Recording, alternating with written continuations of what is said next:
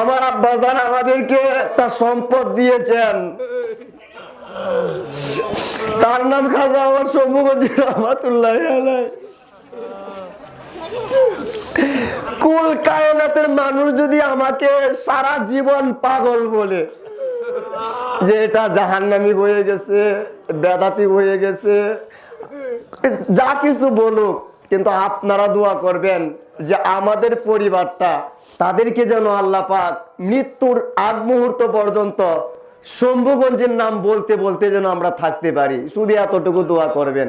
দুনিয়ার মানুষ কি বলে না বলে দেখার কোনো বিষয় না। আমি দেখেছি তাদের চরিত্রের মতো এত সুন্দর চরিত্র আমি আর কাউকে পাই নাই। আমরা কেরামতের পাগল না, ওনারা ওয়াজ করেন না, আমরা ওনাদের ওয়াজের পাগল না, শুধুমাত্র চরিত্র মুবারকের পাগল।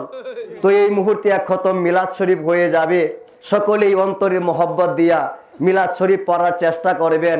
কারণ মিলাদ শরীফ এমন একটা আমল যেটা পড়ার সঙ্গে সঙ্গে কবুল হয়ে যায়।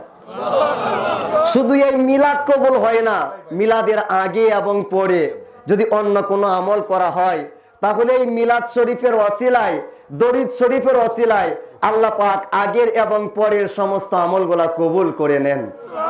তো এখন মিলাদ শরীফ হবে, চলুন আমরা একটা তাকবীর ধরি সর্বশেষ।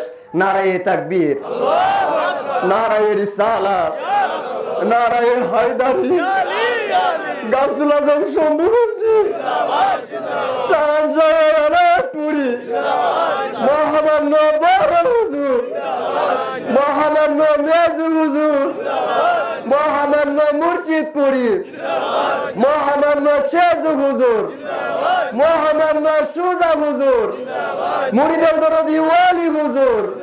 নারায়ে তাকবীর, নারায়ে রিসালাত।